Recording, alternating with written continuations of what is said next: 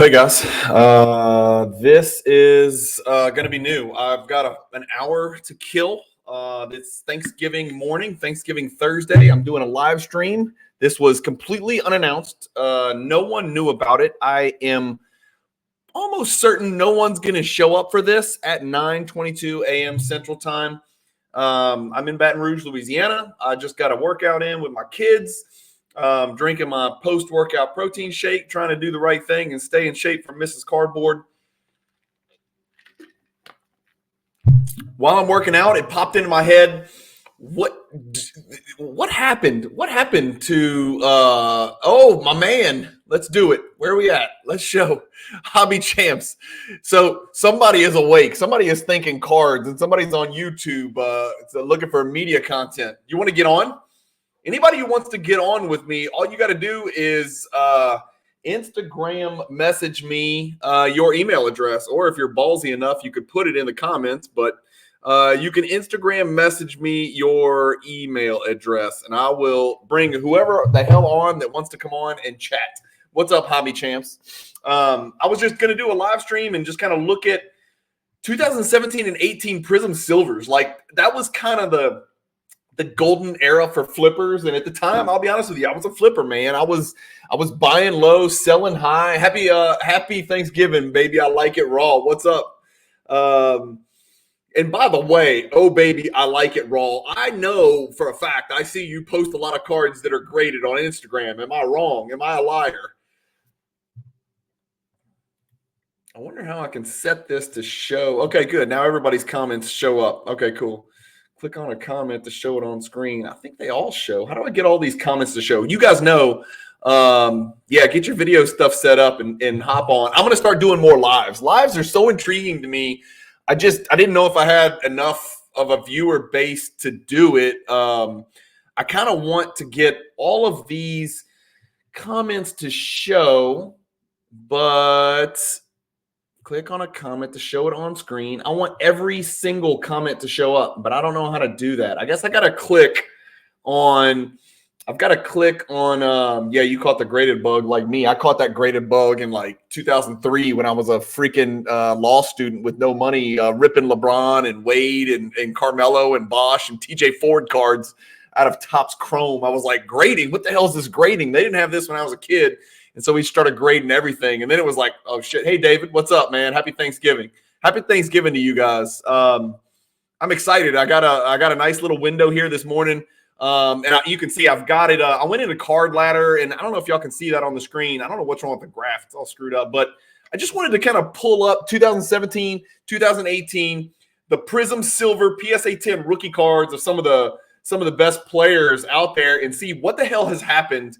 I know these things took a, disgusting drop over the last 2 years. Everybody except marketing is down. How about that? And look, I've got all of them, right? I might be missing a couple, but I got marketing, Fox, Anthony Simons, believe it or not, was one of the more valuable ones, over 3 figures.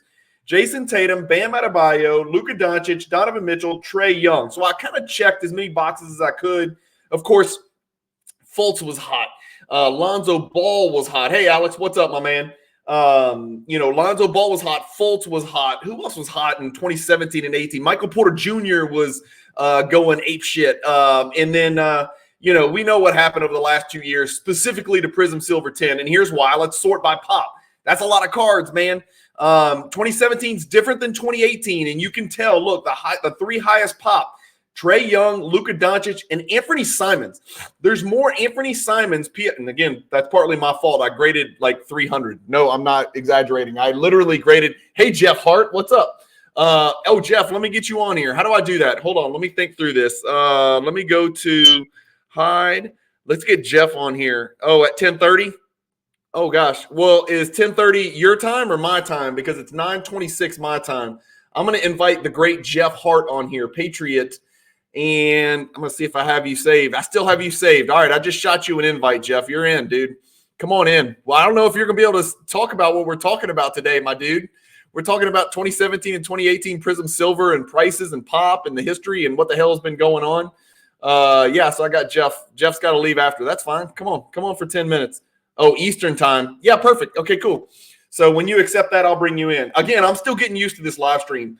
But I'm excited that there's 7 people in here that want to listen to this. So yeah, look at the pop, right? 2018 was nuts. 2017, obviously Tatum and Fox and Donovan Mitchell and Bam and Laurie, but it's no coincidence that the 3 most graded are 2018 Prism. I've read in different places that like the silver Prism print run, just basically you can just double it. I don't know. I know there's graphics out there and some people have done a lot better research than me, but like I've read that people like think that 2012 they doubled it for 2013, doubled it 14, doubled it 15, doubled it 16, doubled it 17. And so that's why, we are where we are today, where Anthony Edwards has, 1,000, every X number of 1,000 Prism Silver PSA 10s. In fact, let's look because Anthony Edwards is probably a good one, but he's only 2020. Let me log in and see what Ant Edwards Silver Prism PSA 10s are. Edwards. By the way, there is no rhyme or reason to any of this. It's as spontaneous as it gets. I'm doing it as we talk here for a second. Let's see. Anthony Edwards has 1,386 Prism Silver PSA 10s, and over the last year, he's down 14%. He's the reason I started thinking about this is I was like, I want to buy some Anthony Edwards. And then I was like, in 2018 or 19, I would have just bought a hell of a lot of silver. I would have graded them, I'd have gemmed about 65 to 75%. And then I would have, sat on some and then flipped some for profit. Well, those days are over. You can't really do that anymore because Prism Silver is the new Prism base, in my opinion. Is there still a place for it? Yeah, I think there is still a place for it. Going back here, like looking at the let's get off the 2 years because that's disgusting. Let's look at the last year percentage change.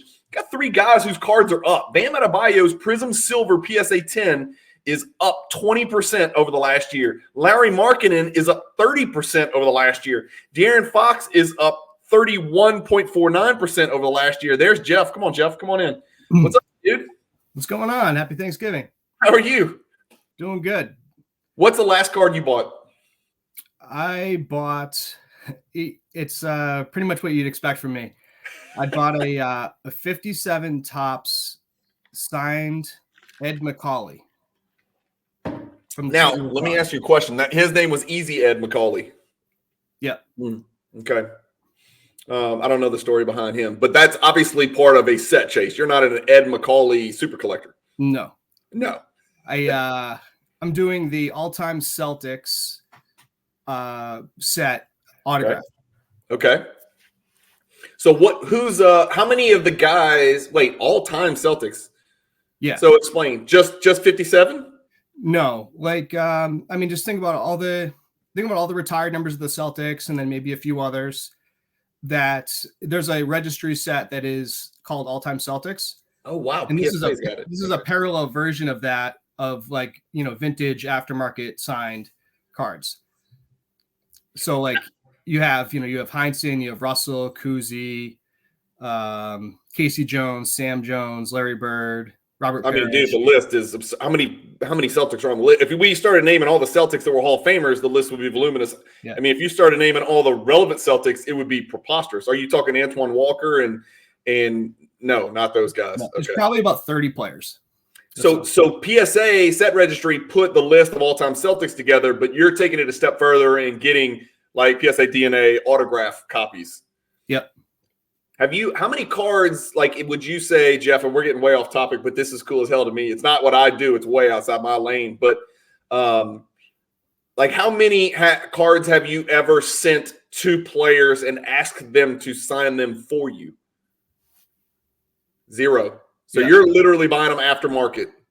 Okay. Because I know there's people out there. Look, I won't say who did it because I think it's probably his deal. And he didn't tell me to keep it private. But yesterday, I'm going through this cross-country collection, right? So every day, all I'm doing is grabbing a new box of stuff. Well, somebody watched my video where, I pulled out a bunch of 86 Fleer, and I said, look, all these commons, the commons that I look at that I'm not going to send to PSA for grading, they're for sale if there's any raw set collectors out there. And somebody messaged me, and they were like, I'll take them.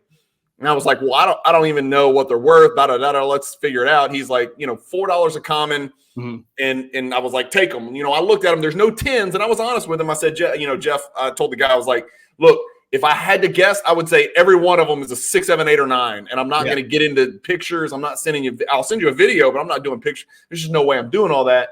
And so he bought them all. I think it was 153 commons. And I said, just out of curiosity, why are you buying a bunch of raw commons in like sort of near mint condition, you know, sight unseen kind of?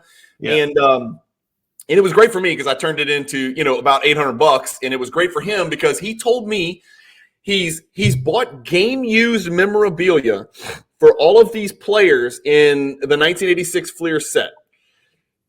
He's somehow sending these cards to the players to get autographed, right? So he's doing what I asked if you did, which you didn't. Yeah. So he's doing that. And then he's putting a little piece of their game used memorabilia in the top right corner of the Beckett slab. They'll slab it in there. Okay. And so he showed me a couple of examples. So it's like an in-person sign. He showed me an in-person sign, Patrick Ewing, in a Beckett slab. And in the top right corner is a little piece of Patrick Ewing's game used, you know, certified authentic game used jersey. I was like, that's really freaking cool. So I've never heard of that before. He's doing it on he's doing it on a massive scale. He's buying like thousands and thousands. And I was like, who's going to want, he must be trying to put the set together. And I know some of these guys are deceased, right? Because I know 86 Fleer, I think there's a couple guys that are deceased. Mm-hmm. And by the time he finishes, there'll probably be a couple more, you know, unfortunately. But I was like, that's fascinating. And when he sent me the picture of the card, I was like, oh my God, that is really, really cool looking. It was like a 3-color Ewing jersey patch just in the square where it would normally say what the autograph grade is. Mm-hmm. It was really cool. Wow. Pretty neat. Yeah. What's the any modern stuff, Jeff? Any modern stuff? For those of you who don't know, I've had Jeff on the channel before. Jeff is a vintage guru. Jeff helped me put together. I mean, he put together a presentation. I just was a sidekick up in Rosemont for the National. That was really fun, by the way. We had a good turnout for that on 86 Fleer. Jeff, what's the most recent modern card you've bought? I would say a Paul Pierce, the insert Lucky 13. Yep. So I bought one of those his rookie year. I think a PSA 9 or something like that. That has to be a $33 card. You're probably, pretty much. Maybe 30, maybe like 36. Okay, 36. You know how shipping, right? You know how I know that is because I was digging through these boxes for this collection, right? And I was pulling out Allen Iverson Lucky 13, Nash Lucky 13, Ray Allen Lucky 13, or whatever. And I don't quote me on that. I know Iverson had one, a couple other ones had one. And I was shocked. There was very, very, very little value for those cards unless it was a PSA 10. And even then, it wasn't like what I thought it would be. It was almost less valuable than the base rookie PSA 10. Is that crazy? Yeah. The couple that I came across that do have some good value are Dirk and Kobe. Well, Kobe for sure. Yeah. Kobe for sure. Yeah. What else is going on? Anything else going on? I'm looking at 2017 and 18. You own a 2017 or 2018 Prism Silver basketball card. I own base, but not silver. Okay. What do you own base? Did you set collect those? Not the full set. No, just the main stars. So like I think I have like a Donovan Mitchell from that year. I have Alonzo Ball, believe it or not.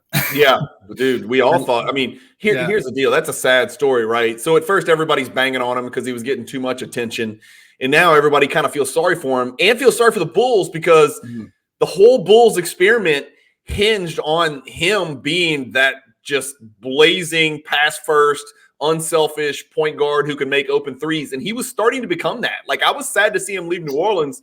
And I was like, dude, this guy's going to lead the NBA in assists at Chicago when they had Vujicic, they had, DeRozan, they had Levine. Yeah. None of those guys work without Lonzo Ball because right now, basically, I mean, Kobe White's playing point guard, but Kobe White's a 2 guard, man. He's a shooting guard being forced to play point guard, and Zach LaVine handles the ball a lot. If Lonzo Ball was there, he makes all those guys so much better. Their efficiency goes way through the roof. It's just too much is being asked of other guys to do the primary ball handling. Is he going to come back next year?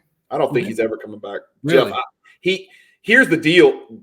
I think the first surgeon did something wrong because they did it and then he couldn't walk up the stairs like a year later. And they're like, we got to go in there and do it again and then again. I think he's had I might be wrong, but I think he's had like 2 or 3 surgeries. Somebody comment if they know.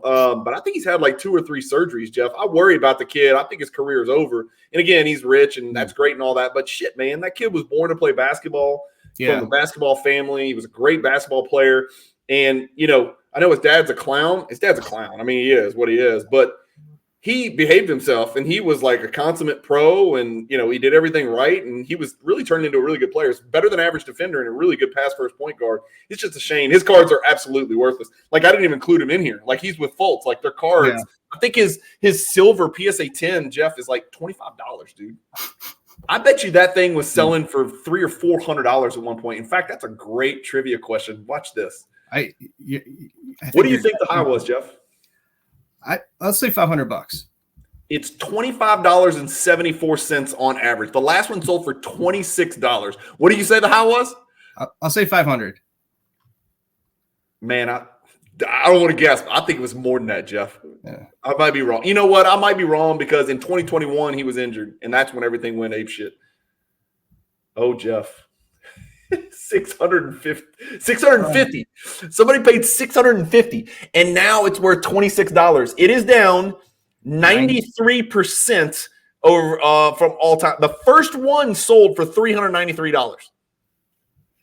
We got down to under 100 and then MC's commenting, Jeff. Let's throw it up here. Lonzo is done, unfortunately. Agree with you, despite his dad. He's a good kid who played hard. Agreed, all of that. Like, I hope he can make a comeback, kind of like Derrick Rose did. Again, not comparing the two guys. I'm just saying, like, he's gone into hibernation almost sort of like Derrick Rose did, you know. What about these guys, man? I used to look at this stuff. I used to love the investment aspect, and then I got so hooked. On Jordan stuff and building my PC that I've kind of the investing side of me and all of the interest that I have in investing has kind of fallen by the wayside. The one player that I'm looking at now, I'll just let the cat out the bag. It ain't like a secret. It's not like, oh, wow, this guy's good. Anthony Edwards. I think Anthony Edwards has not just a superstar. He's obviously an all NBA type player. I think he's a megastar. Yeah, I think he's an MVP type transcendent megastar. And I don't think we've seen it all yet because the pieces don't really fit perfectly. The pieces fit perfectly for him where he doesn't have 2 7'1" guys on the floor with him clogging up the paint on offense. Yeah. I really like him a lot. What do you think about Anthony Edwards? How much NBA basketball do you watch? Good amount. Yeah. I mean, I catch it when I can, so probably a few games a week. Try to catch the Celtics games and then maybe a couple other national. Are you a Celtics fan? Yep. All right, I got to let you go then. No, I'm just kidding. No, they whipped my Bucks ass last night. Yeah, they gave it to them. Although the Bucks did come back and make it a game, and so I guess if somebody made me bet $1,000 right now on the NBA champion, I'd put every single penny on the Celtics because I think they check every freaking box. They're really, really good. Yeah. I think they're the best defensive team in the NBA. I think they're knocking on the door of being the best offensive team in the NBA. And I know the Pacers score a lot of points and the Kings and all those other folks, but I really think that as far as offense and defense combined, I think the Celtics are really freaking good. But to put on my rose-colored glasses, Giannis was awful last night. Dame Lillard came out of the gates awful. He ended up having a decent game statistically. Brook Lopez was very good, but everybody else was terrible. Middleton is still a freaking ghost. And unless Middleton turns into the legitimate third fiddle of a big three, there is no way in hell that Bucks team is winning 4 out of 7 games against Boston, especially not when it looks like Boston's probably going to have home court advantage on everybody in the East. This is the best Boston team I've seen in 20 years, dude. Do you think Middleton's still hurt, or do you think he's just rusty? No, I don't. Middleton is a freaking orange pylon. He can't guard anyone. Like, I know everybody, when other people watch the game, they're watching the offense. Like, I'm specifically watching Middleton for 2 reasons. Number one, he's the player that matters the most on the Bucks as to whether they can get over the hump. Assuming Giannis and Lillard do what they do, they synergize, and they're still in the peak of their career. All that stuff's great. Middleton has to be Middleton. He has to be the legitimate third scoring option, second scoring option late in fourth quarters, and he's not. But the issue with Middleton, so I'm watching Middleton because he's on my fantasy team. So I'm trying to figure out whether to even keep the damn guy on my fantasy roster, so I'm watching him all the time. But I'm watching him on the defensive end, and he used to be considered a good two-way player. They were like, is he the best two-way wing, or is it Kawhi? And I'm like, what? He can't guard, dude. He can't guard anybody. He's got no explosion whatsoever. What's up, Rush? How are you? Happy Turkey Day. Celtics. I mean, dude, people are like the Nuggets and the Celtics. No, the Celtics at full strength, the Celtics are a damn problem. And I know they got rid of two really good defenders. They got rid of Brogdon. They got rid of Robert Williams. You know, they got rid of Marcus Smart. Drew Holiday actually trying to play offense, and you'll learn this because I had to watch this for a few years with the Bucks. The best chance for the Celtics to lose is if Drew Holiday tries to play offense.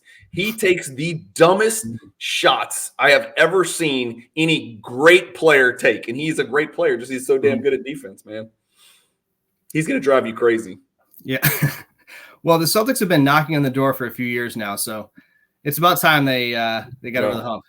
KP is a perfect fit. You know, Derek White is a great sixth best player. I mean, Derek White would be fantastic for the Bucks. Derek White would probably be a third best player on the Bucks. He's a sixth best player on the Celtics. You know what I mean? Like they're really a problem. They're really and everybody's worried about the Celtics' depth.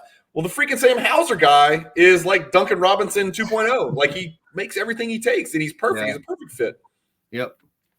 Yeah, I mean, I was a little nervous about Porzingis because that either is going to go really well or really bad, and glad to see it's working out.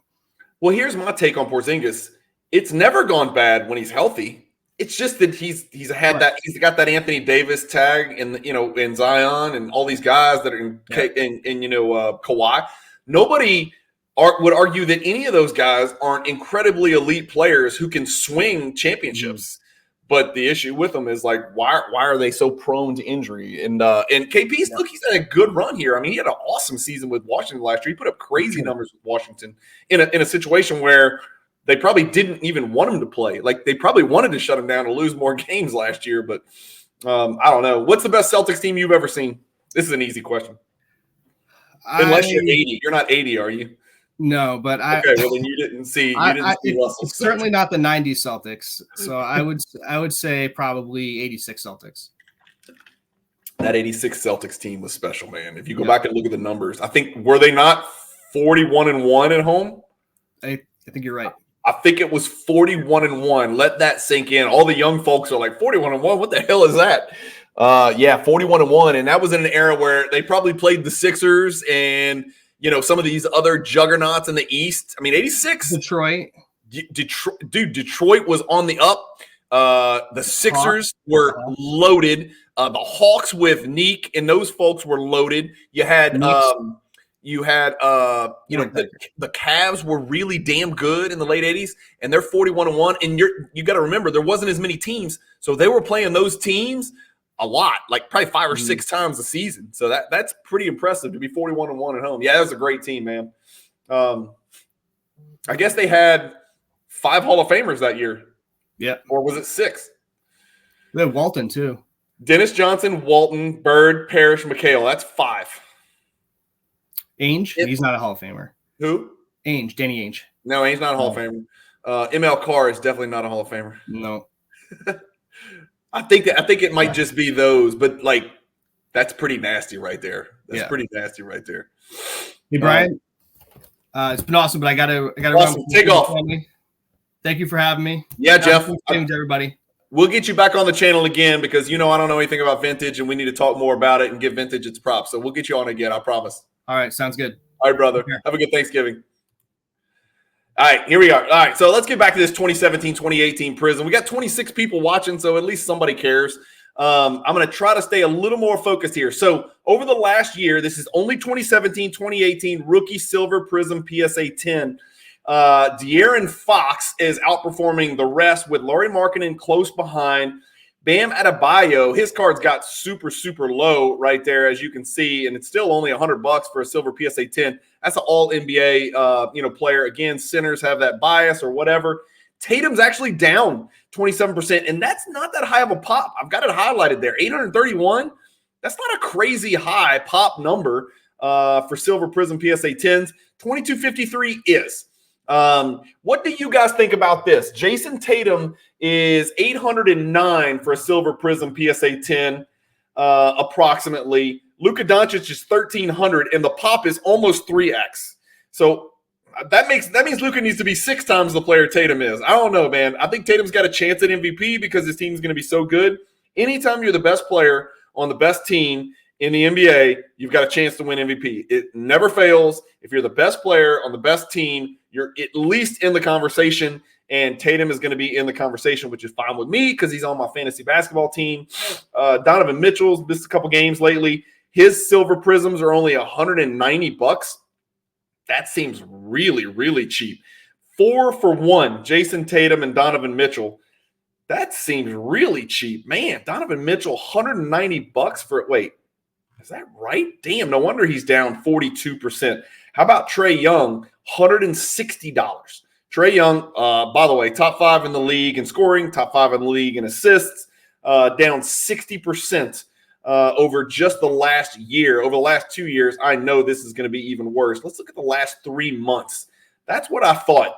More of these guys are going up here, and then some of them aren't really down that bad. Trae Young's still down. The rest of them flattened out. This is what I was kind of getting at, and this is what was popping in my head, is that I think that we've seen the bottom for Prism Silver PSA 10. I think it took a while for people to digest it, and everybody treated them as though they were worthless. And now people are starting to reconsider and say, well, I'm okay with the 537 pop Bam Adebayo. I'm okay that there's 800 Jason Tatum's. It's reflected in his $800 price. It's no longer, $2,000 or whatever the hell the card got to. I think the Luka, no bullshit, I think the Luka card got to like $10,000. I got to click this because I feel like I'm saying I'm crazy talk here, but I swear I think the Luka got to like $10,000.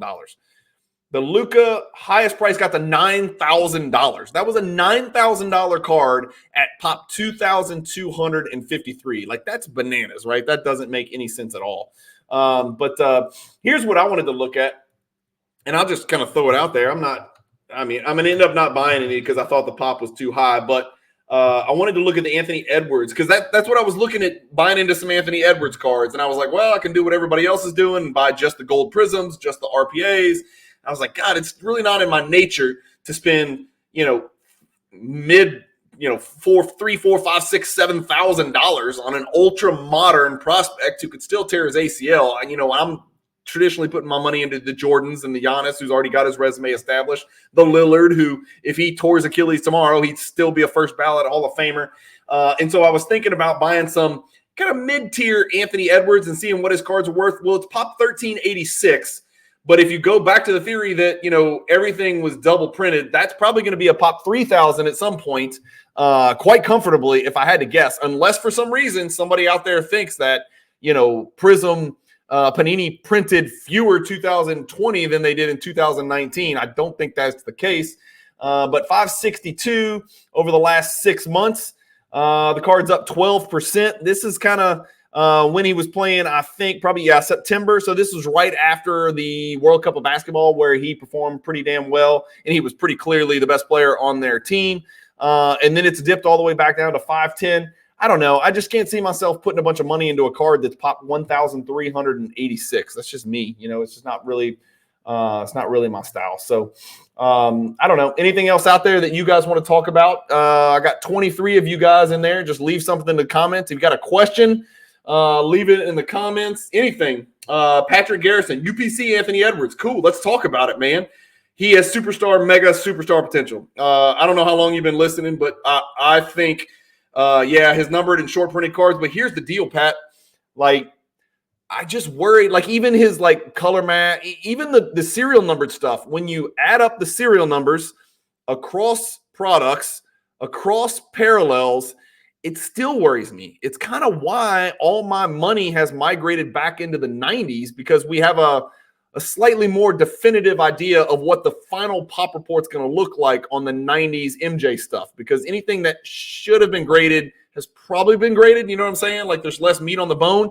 Whereas with Anthony Edwards, I don't think we can even really wrap our brain around how many serial numbered Anthony Edwards rookie cards there are out there. Now, if you're talking Logo Man and Gold Prism PSA 10 rookies, and, even we'll go up to the Mojos, serial number to 25, that's one thing. But, I worry about how many there are. So it can go one of two ways. Either 7 years from now, only Prism and National Treasures and Flawless matter, and everything else doesn't matter at all, or all of the products matter, but anything serial numbered to more than 10 doesn't matter unless it's like a true RPA or something like that. So I don't really know the direction the hobby's going to head. Different people have different opinions on that, Pat. I'm curious to see what you think about that.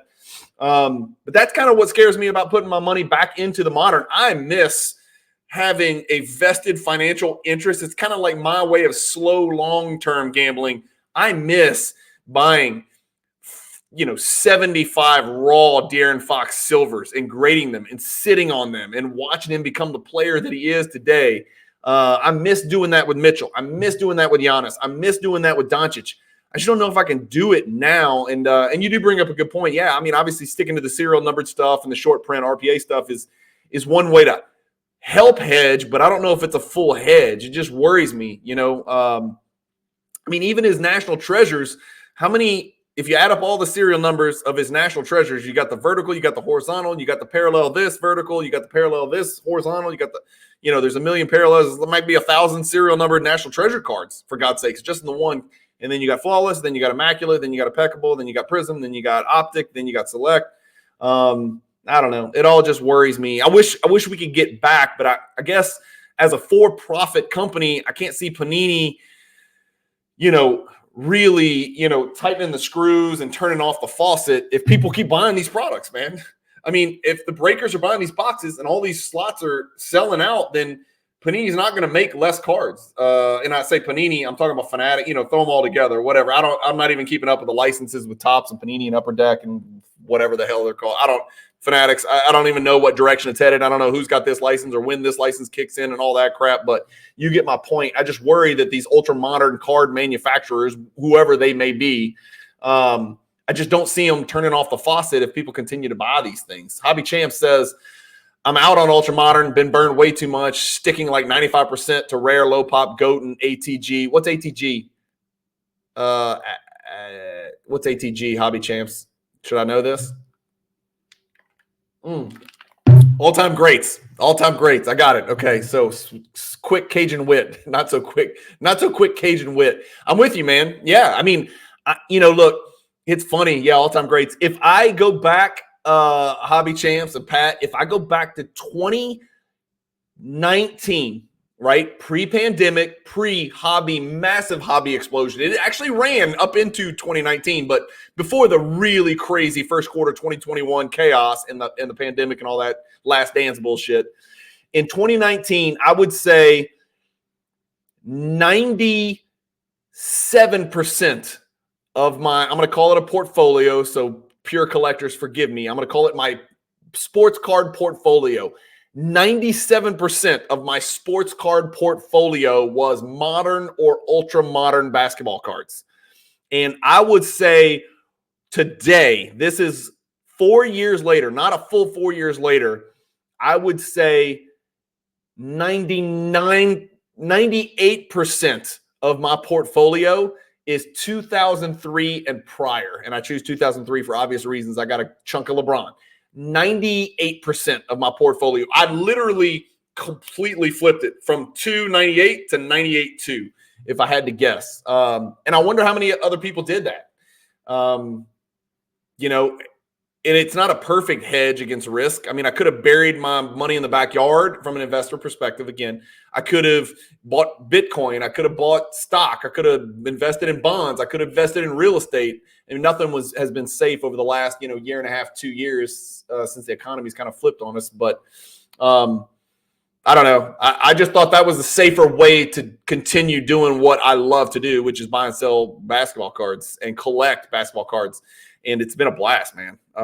It's been a blast. So anyway, all right, we're about to wrap it up. It's been about 34 minutes. Did I even talk about 2017-18? Anyway, I guess the ultimate conclusion that I wanted to come to on this 2017-2018 Silver Prism PSA 10 is don't poop on these cards. They have a purpose. Even cards that are pop 2,253, they have a saturation point. I'm not saying 1,300 is the bottom for Luka, right? I've got it pulled up on the screen. A pop 2,253 Luka card is $1,300. You can go look and compare that card to like a Jordan famous nicknames PSA 10, which is like, you know, significantly lower pop. I don't know. I just think there was, I agree. Hobby Champs says, I'm noticing an overcorrection on older low pop rookie cards. Yeah, I don't know. An overcorrection meaning they're coming back. Yeah. Do you know if PWCC has an option that allows collectors to trade vault to vault? I can transfer ownership of any card in my PWCC vault in 30 seconds. I do it all the time. So I've got a buddy here in Baton Rouge who collects, and when I have a card that he's ready to buy, he pays me PayPal or brings me a check or hands me cash, which is preferred. And I just do what's called, Pat, if you go into your vault and you check the box on the card, you do what's called an ownership transfer. Let me see if I can get off screen share. You're just gonna have to trust me. If you pick whatever card you want in your vault and you want to move it to anybody else, all you got to do is do ownership transfer. And I don't think there's a fee at all. I don't remember ever paying a fee to just do an ownership transfer in the vault. It's like an internal deal they do, and they keep track of it. MC, thanks, Brian. Interesting topic. I haven't thought about it in forever. That's my point. Like, I was lifting weights and I was like, God damn, Anthony Edwards is good. Man, he is really good. Like, I really think he's going to pop. What can I do? What can I buy? And I was like, in 2018 or 19 or 20, I would have bought a silver prism, 1 or 2 or 3 or 17 or 100 like I did, or 300 like I did with Anthony Simons. But those days are over, so I'm not going to go about 30 Anthony Edwards silver prisms. But you got to make a decision. Do you want 10 Anthony Edwards silver prisms for $5,000, or do you want like a second-year Anthony Edwards gold prism PSA 10 for $5,000? Those are the kind of decisions we got to make. And I just thought about it today when I was working out. I was like, I'm going to go in the office and do a live stream. I got to get better at live streams. If I announce these, it would probably be a lot more entertaining and educational and helpful. And we could have tons of people on. I'm not good at it. Like, most of the stuff I do is spontaneous, so I don't have a lot of prep time because my schedule with my wife and kids and soccer practices and my work schedule, I might have a lot of closings. I'm a real estate attorney, so I may have 3 closings at schedule in a day. I might have none. I used to have 8 or none. Now I have like 1 or none because real estate slowed down so much. But yeah, they're way too low, which is great for buyers. Yeah. So Hobby Champs, you're saying like what all-time greats high pop rookie cards are way too low? Are you talking like Paul Pierce, Nowitzki, Vince Carter, Kobe Topps PSA 10s, LeBron Topps PSA 10s, Topps Chrome PSA 10s? What do we think about LeBron Topps Chrome PSA 10s? I've got a horrific, bloody, disgusting story about my my investment my lump investment in 2003 Topps Chrome 111 LeBron PSA 10s. I took an absolute bloodbath. By far, without any hesitation, my most negative investment is since I've been in the hobby, and I'm 49 years old. And I've done some dumb shit, or just swing and a miss. I missed on Chris Dunn. I missed on Dennis Smith Jr. I've hit on more than I've missed. I will say that. I will beat the drum on that. But I've done some dumb shit out there. Kevin Porter Jr. I've got a stack of about 300 slabbed Kevin Porter Jr. rookie cards right over here about 15 feet away. I don't know what the hell to do with those things. I'm sitting here praying to God he becomes the MVP of the Chinese league or goes to Iceland and tears it up or something. But getting back to the LeBron, look at the LeBron Topps Chrome. It's still going down over the last 6 months, down 20%. Over the last year, down 27%. Over the last 2 years, God have mercy, down 63%. The only thing that gives me some solace is that I sold, I think I had like 30 of these stupid things or 25 of them or something stupid. I did a video on it. Y'all can go look at it. It was a lot, and I got crushed. The only thing that keeps my head up is that it's gone down since I sold them because I was on the fence about maybe I just ride this shit out forever like Bitcoin, and I ended up selling them. Hobby Champs, low pop though. Most people seem to be ignoring low pop on those types of great players. Yeah, so you're not talking about the LeBrons. You're not talking about the Kobe paper. You're talking about the significantly more rare stuff. Yeah, I'm with you. Lindsay Whited, the print runs today make it impossible to collect any player. No way to know what will be valuable. That's it, man. I'm with you. And I think, Lindsay, is Lindsay actually Lindsay, or is Lindsay Lindsay's husband? I don't know why I feel like this is somebody else. Correct me if I'm wrong, but you're not really Lindsay. If you are, welcome to the show. Yeah, I agree. The print runs today make it impossible. I did a video that you guys need to go back and find. I probably should re-release it, where I did a deep dive, not into every single Luka Doncic rookie PSA 10 and rookie card printed and graded, but about 80% of the products I went and did. That's what I thought, Josh. Okay, I didn't want to say something that wasn't true and offend your wife. I'm gonna hope it's your wife, Lindsay, unless your avatar is just some woman and her name is Lindsay. That would be really creepy. Hey, Coke Cards. Happy Thanksgiving to you as well. But Josh, I'm with you, dude. It's impossible, dude. And I want to invest in Anthony Edwards, and I've literally come to the conclusion. I know this is going to sound like a snob, and it's not the way I want to be, and it's not the way I used to be. But to invest in Anthony Edwards, I'm only considering Prism Gold serial number to 10, base parallels, not even his insert gold serial number to 10s, and his National Treasures or Flawless serial number to 99 RPAs or less. That's it. That's all I'm considering. And that sucks because there's a lot of awesome looking cards out there. I want to buy that white sparkle. I want to buy the color match. But it's serial number to 299. And guess what? There's an optic serial number to whatever color match. And then there's a select. And then there's 3 levels of select. And then there's immaculate, impeccable, flawless, noir. I mean, you just go down the list. It's like, shit, man. I don't think any of it's going to have any value because there's just too damn many. It really is sometimes that simple, supply and demand. And when supply is so overwhelming, it doesn't matter how damn good Anthony Edwards becomes. You just can't overcome the supply. You know what I mean? It's like Michael Jordan, 1989. I'll pull it up. Michael Jordan, 1990 Fleer. Michael Jordan is the greatest basketball player that ever lived. His Fleer PSA 10 has been graded 800 trillion times. If they pop 6,420, it's a $200 card. 6,420. There's probably 6,000 Anthony Edwards Silver Prism cards printed. Does that sound crazy? Do you guys agree with me on that? Yeah, happy Thanksgiving to you too, Josh, for sure, man.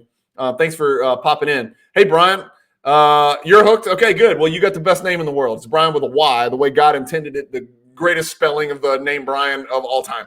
The worst is Brian Russell, who Jordan shoved off on and won his 6th title with.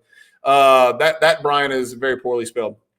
Yeah, but like, I mean, you think, yeah, Coke, you agree with me? Like, I bet you there's 6,000 Anthony Edwards Silver Prism rookies printed. Now, not graded and all that crap, but I bet you there is. In fact, we can go back and we can look. Card Ladder's got, and this is, again, watch this. Where did I go? This is going to be interesting. Let me just type that in. It doesn't matter. Raw. No, don't go to raw. Why'd I go to raw? That was stupid. Watch this. I'm going to hit this. Okay, so if we got that many 10s, okay, well, there's been 190 graded by Beckett. Okay, so there's already been 4,400 graded. That means I'm going to go out on a limb and say there's 8,000, maybe 10,000 Anthony Edwards Silver Prisms. Is that fair?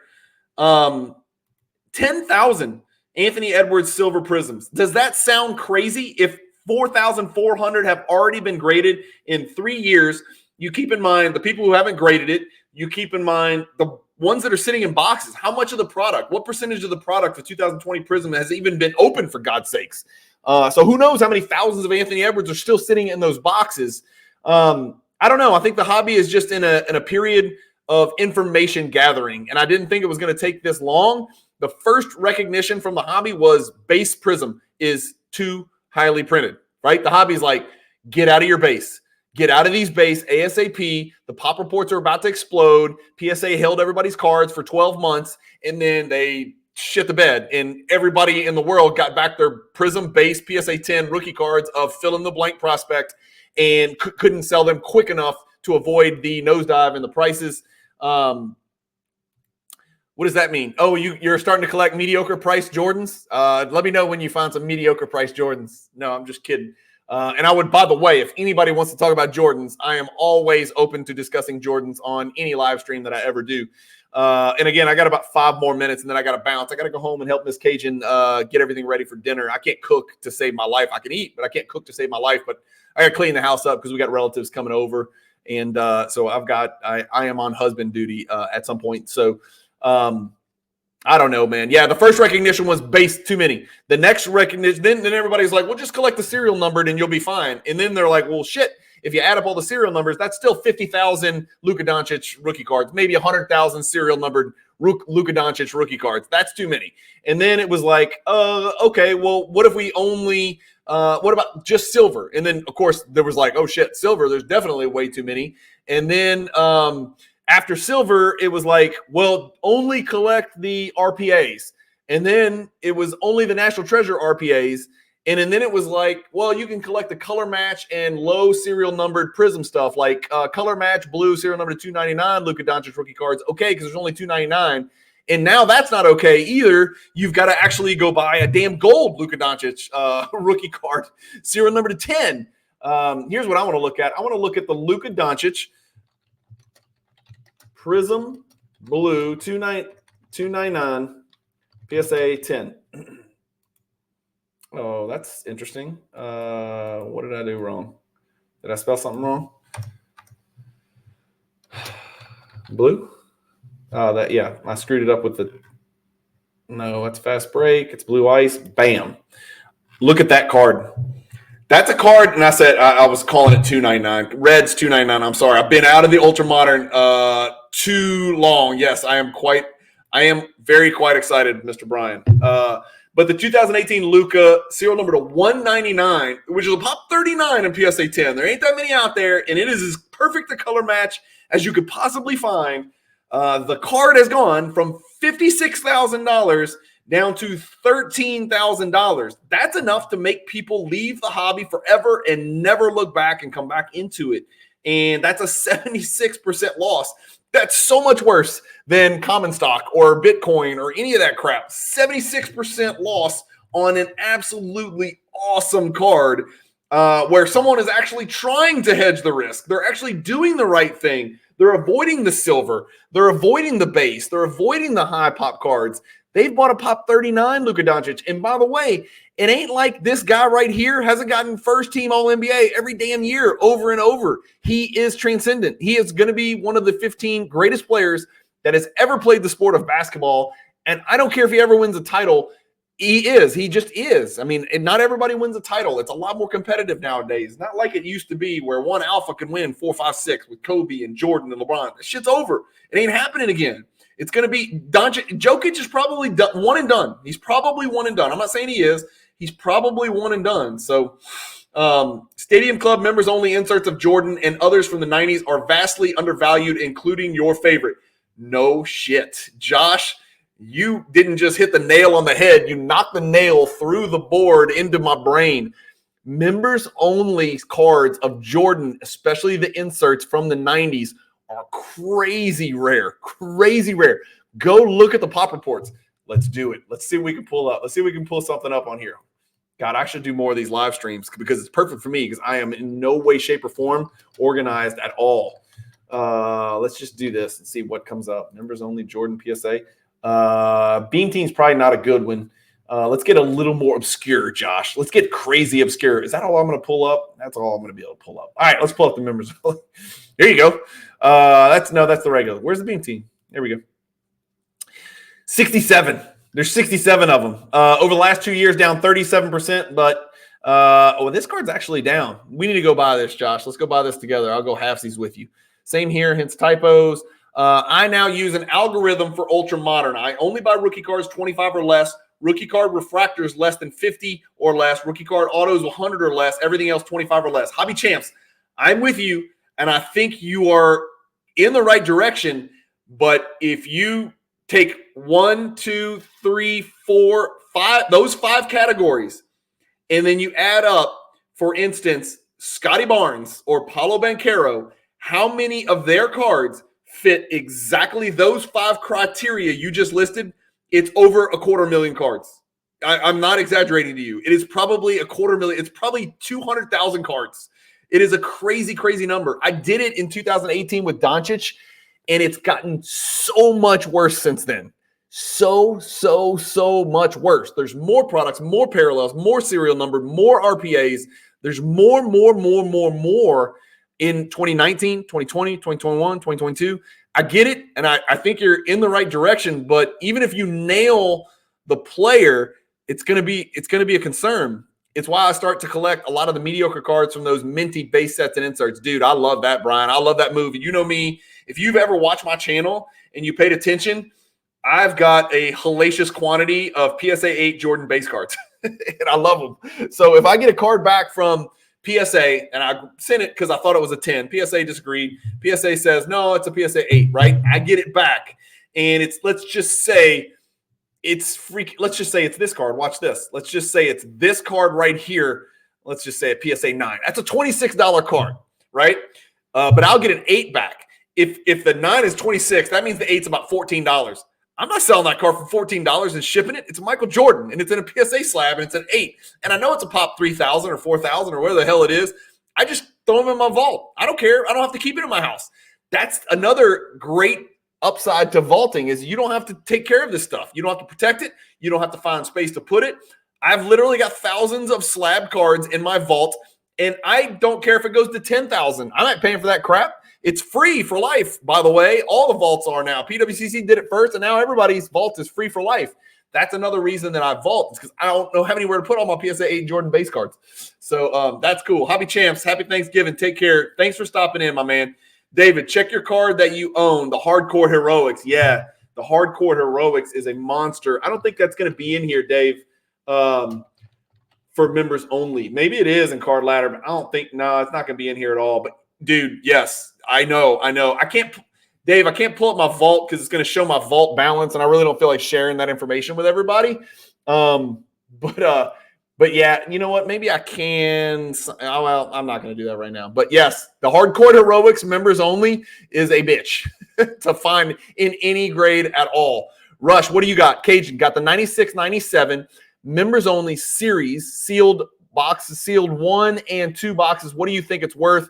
Do I open it or keep it sealed? Well, let's look it up. And that's why we got Card Ladder and other pricing models like this. 1996 Stadium Club members only. Let's put in sealed box. Let's just put in sealed.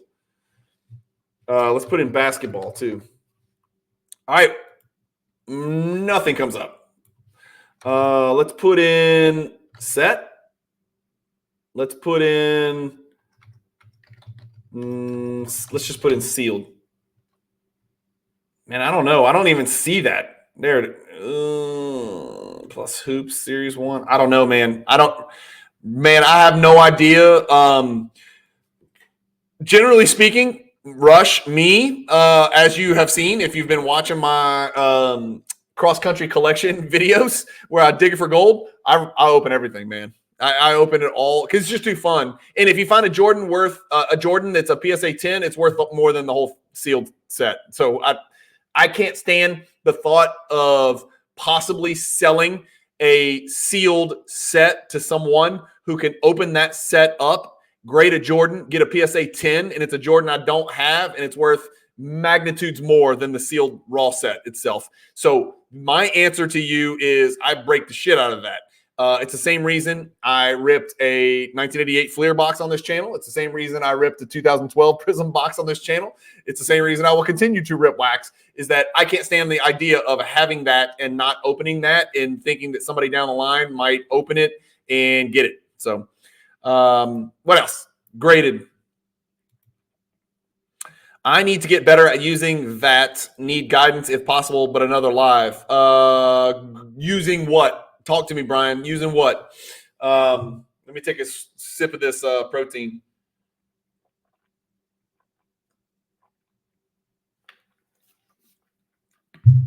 By the way, if y'all are listening, do me a favor and hit the like button. I don't know if going live helps the channel grow or whatever. And I've told you guys this a million times. Like, I am definitely not chasing clicks. I'm chasing engagement. I'm chasing knowledge. I'm chasing using this channel as an outlet. So I do have selfish motives, right? This helps me learn. I research, I learn more about cards. I share it with others. Again, it's never going to be teacher, student ever. There's no way, because I am very, very well aware and have a great perspective on where I fit in this hobby when it comes to hobby knowledge. Even in the thing that I care the most about, which is Michael Jordan cards, I am a freaking minnow amongst whales. So you have got my word. I'm never chasing clicks. If I wanted more clicks, I would say stupid shit about other people, because that is how you get clicks. You call somebody a name. You call somebody out for cheating or shilling or scamming or not paying. You call out a grading company for a scam. You create a conspiracy theory, or you talk about football, baseball, hockey, all the other crap.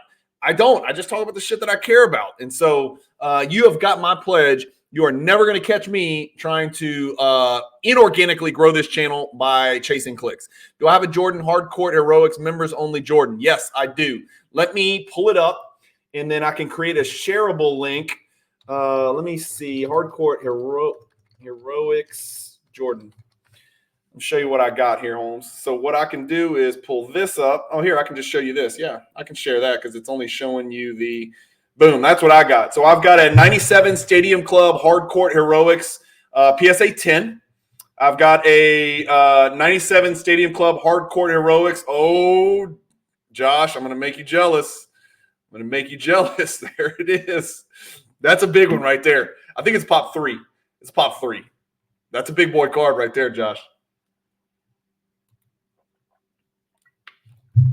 Hey, JR, thank you for watching that cross-country collection. It's been a shitload of work, but it's been an absolute blast. Like doing it all. I am very slow in real estate law right now. Let's put it that way. People are not buying houses. People are not selling houses. They're not even borrowing money. They can't refinance because rates are too high. So I'm doing a shitload of box opening, PSA submissions, selling, buying, all that stuff. Happy Thanksgiving to you, Card Vibe. Thanks for jumping on, man. I appreciate you coming and watching and taking some time on Thanksgiving morning. I found this and hooked you up. Talk to me. U.S. men's soccer cards. Hey, we need to have a soccer live stream. I know not everybody that watches my channel, I think like you and me are the only people that have anything to do with Cajun Cardboard that talk about soccer. But yeah, I'm down. What's up with Serginho Dest and his Dylan Brooks impersonation? What the hell's wrong with that guy? What else? Fanatic scandal. Hobby shielding drama. Is the hobby dead? Dude, if I put is the hobby dead or I found $1 million card at a garage sale, I would get 8 billion clicks and views, but I don't do that shit. Yeah, it's a good point. Happy Thanksgiving, James. I know you're late, but don't sweat it. Yeah, watch the replay, my man. I'm glad to have you, even if it's at the very end. And I do have to jump off or Miss Cajun's going to kill me. It's 10:19 Central Time. Oh, I've seen the shows. They're awesome. The road trip. Wow. Yeah, man.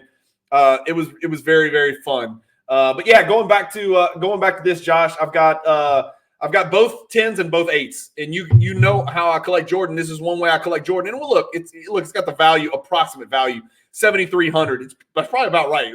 Worst, let's say it's 10,000, whatever. This is why I like Jordan, because most Jordan collectors are not chasing this card, but I am. I collect Jordan in a very, very different way than most people. Most people choose quality over quantity, and I refuse to choose either. So I'm going to choose both. And there is one card I want to show you guys. I'm giving you guys a first look. Are you ready for this? I'm giving you guys a first look at a very, very big boy Jordan card that I just picked up. I swear I wasn't going to buy anything. Tell me what you got. Pop 4, huh? Let's see. Most likely not. I would like to discuss a trade offline for PSA 9 or 10 Kobe's. Pat, I'm always open for that. And I am extremely easy to deal with. I will always trade Kobe for Jordan. No disparagement of Kobe. I just don't collect him. And obviously I do collect Jordan. So Pat, you can message me 24/7 on Instagram. I'm always available. But before I forget, let me go back to I want to show you guys. I just want to search by curation date. The vault is so amazing, guys. I wish y'all could at least try the PWCC Vault. It really is amazing and easy to use. I'm going to pull this up, and you guys are going to get the first glimpse. It's going to be in mail day in the future, but I'm showing you guys right now. Nobody has seen this card yet. Yeah, David, I think it's worth more than $4,500 as well. Check it out. It's a big one. And everybody who collects Ultra Moderns like PSA 6, what the hell you got a PSA 6 for? It's a Slam Bams. It's a big-time Jordan card. It's a monster. You guys saw it in the MJ hierarchy. It is serial numbered 5 out of 100. It ain't in perfect condition by any stretch, but I don't give a damn. You do not see very many of this card right here for sale, and really, really excited to pick it up. In fact, if we go to we can go to sales history. If I type in Slam, I'm gonna go here to sales history. Watch this.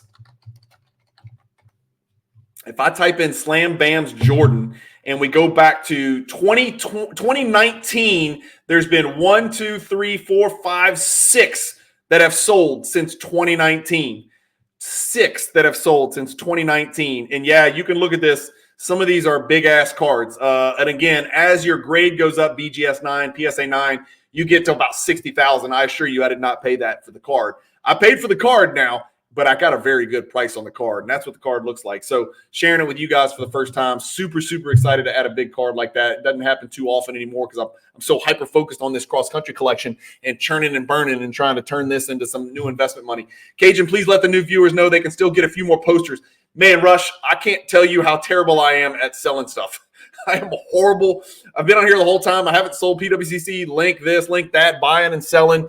Again, if you guys like the way I share stuff on PWCC, you can, and by the way, you can see, I got no secrets here, guys. You can see all my saved stuff. I've got this wheel up here. Like, I forget that I'm like, most people don't like to share their shit, but like, this is how I do giveaways. Obviously Card Ladder is a save. Impact is my sharing, which gets me to with PWCC. They pay me to send buyers and sellers to PWCC/fanatics. Patreon was my IT guy set that up and said, look, if you ever want to switch over to a subscription Patreon thing, you can do that. I never did it. I haven't done it yet. Hollinger's PER, NBA real plus minus, estimated plus minus, the Raptor rating for NBA players, Basketball Monster because I'm a fantasy basketball fiend and I can't get enough. Anchor is a way for me to publish my YouTube videos onto Apple, Spotify, and all that stuff. I just don't do it because I'm lazy. I probably should, but I just don't do it because I'm lazy. And plus, so much of my stuff is visual that I just haven't screwed with the audio platforms. And then vMix is my software where I create the solo videos. I'm on StreamYard now, so anytime I have a guest or I do a live stream, I do it on StreamYard. But if I'm flying solo, which is 99% of the time, but I'm trying to get better at that, I use vMix. So I don't have any secrets. Those are my saved tabs up there at the top. But Rush, yes, if you want to buy a Cajun Cardboard hierarchy poster, and let me pull it up again. Let me go to here. Let me go to Gmail. I've got it saved in one of these Gmail folders. MJ hierarchy here. This is it. Okay, now we're back. There it is. That's what the poster looks like, and you can see it's like all the some of the greatest Jordans within certain parameters, right? It doesn't have everything. But the Slam Bams that I just showed you, there it is, guys. That is a tier 1 Michael Jordan basketball card, serial number to 100. It's a big dog right there. So happy to have that one. Looking at the tier 1s, that's the kind of cards that I'm trying to push into. It's really, really tough. But yes, I bought 1,000 posters. So I bought enough posters for years and years of selling. I think I've sold a little over 300 of them. It is $75, and don't get scared. It's $75 for one of these posters and $10 for each additional. Most people have bought, well, the average is 3.2. The average consumer on my poster has bought 3.2 because it's more cost effective. And I don't care if you guys buy 30. I just can't ship 30 in one tube. I can only ship 6. But you can buy as many as you want and go sell them somewhere else if you want to. I'm selling them basically for $10 each, but it's cost $45 to $55 to ship it to the lower 48, domestic USA. And so essentially I'm shipping it FedEx priority overnight just to make sure it gets there safe and sound. Out of 320 something I've shipped, only 2 have gotten damaged. I trust FedEx priority overnight. If you buy it on a Monday, I ship it on a Monday. You get it Tuesday morning. So if you say, I want a poster today, well, it's Thanksgiving, so it's all screwed up. But if you Monday say, I want a poster, and you PayPal me, it's Brian@cypresstitle.com. It's my work email address, BRYAN@cypresstitle.com.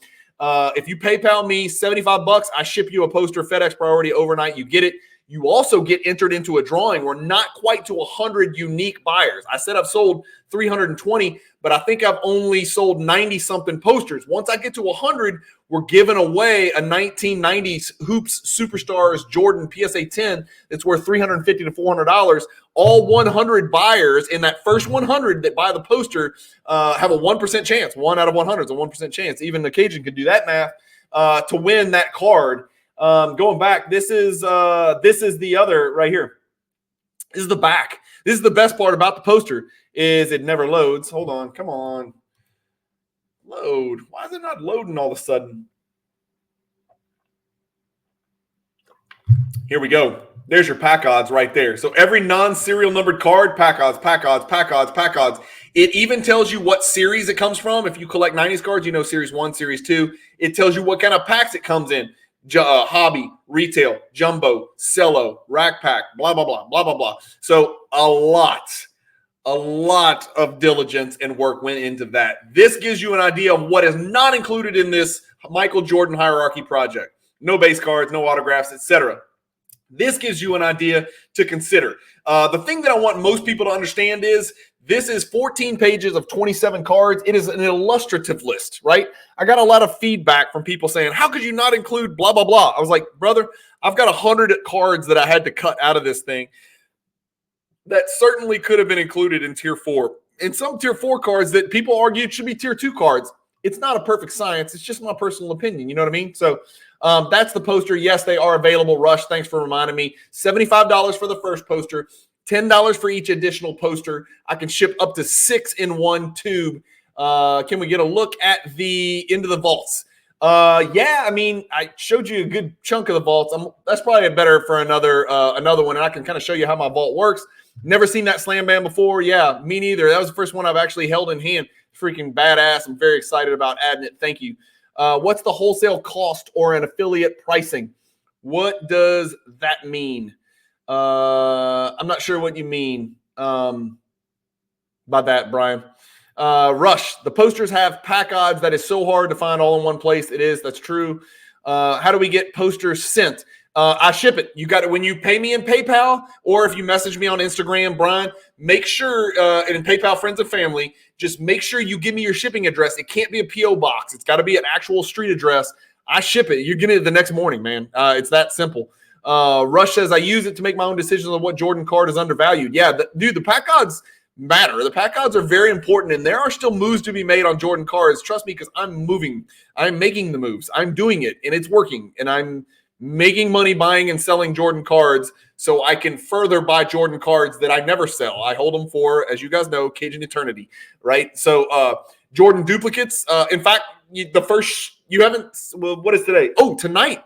Tonight is the first PSA grade reveal from the cross-country collection. Oh, shit, I almost forgot.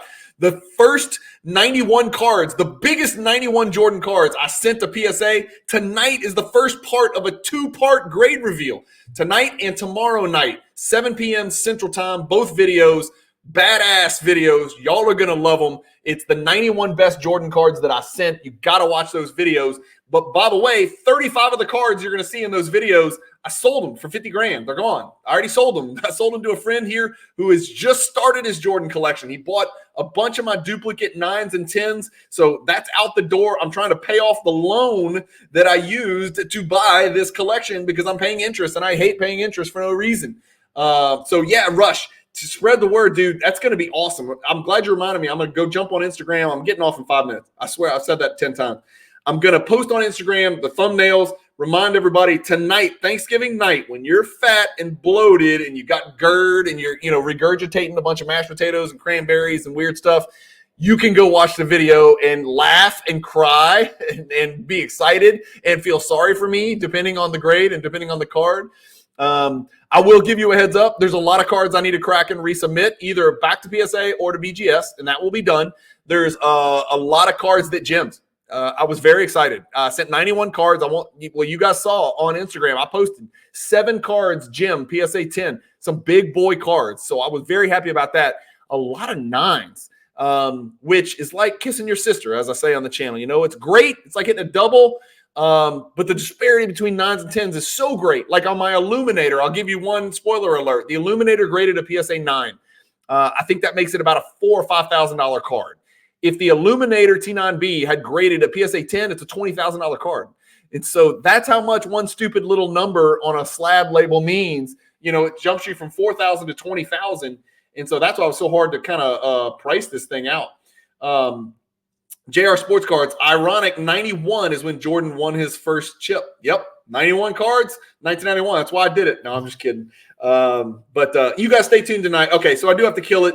That's it. Yeah, Rush, thank you for reminding me. Yes, you guys do check out the Michael Jordan Cajun cardboard poster. That's what it looks like. It's got QR codes down here. I would not be doing my job if I didn't at least try to sell this. So these QR codes, if you use this QR code to buy cards on PWCC's weekly or premier auctions, a little piece of PWCC's money, not your money, a little piece of PWCC's money comes to Cajun Cardboard to support the channel. Right now, it is paltry. It is chump change. I am not making very much money. I need to renegotiate my terms. If you use this code, you can buy apparel on homage, whatever you want to call it, .com. If you use this QR code, they got those NBA Jam t-shirts that I'm always wearing on the channel. They actually also make this. They made this for me, special order for me. This is if you see this little H on the sleeve right here, that's homage.com. They make my Cajun cardboard t-shirts as well. So if you use that QR code and you buy on homage.com through my affiliate link in that QR code, it actually supports the channel. This is if you just want to give me a few bucks, if you feel sorry for me. And again, I got a big collection. I'm not hurting for money. It's just a way to justify the time and energy and work that I put into the channel. Again, it's like, Donald Trump. This is a bad example. I'm not analogizing myself with Donald Trump, but Donald Trump doesn't let you stay free in one of his hotels just because he's a billionaire.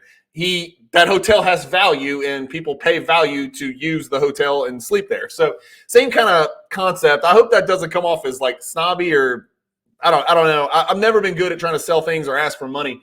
But selling on PWCC couldn't possibly get easier to support my channel. Anybody, I highly recommend, if you don't like shipping and all the bullshit that goes with eBay and the non-payer and all that stuff,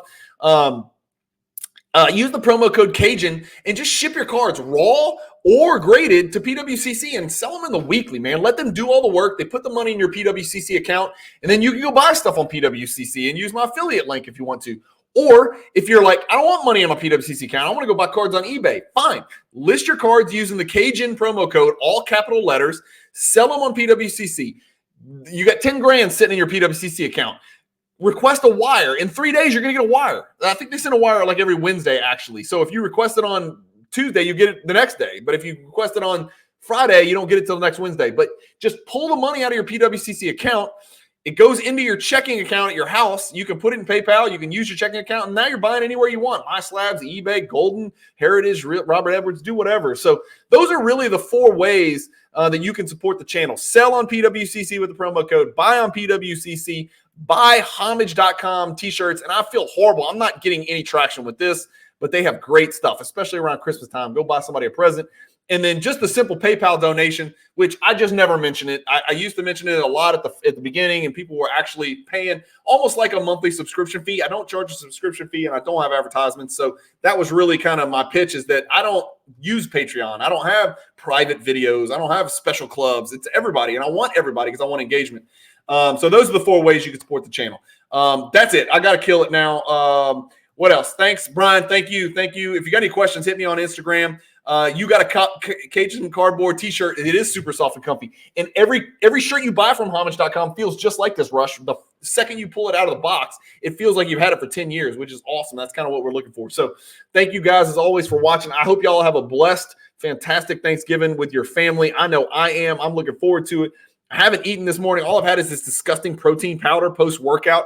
I tried to pre-prepare for the horrible things I'm about to do to my body when I eat this Thanksgiving food and eat this ice cream. after the Thanksgiving meal. And I'm doing it right in the middle of the day. And there's no basketball on today. So I figured let's get on here. Let's do a live. And let's talk about a lot of basketball. So appreciate all you guys that jumped in and kind of followed along on the live stream. This is only the second live stream I've ever done. I'll probably start doing more. It's just really hard for me to schedule them to get more people and get more people, involved. Thanks, James, for watching, man. I appreciate it.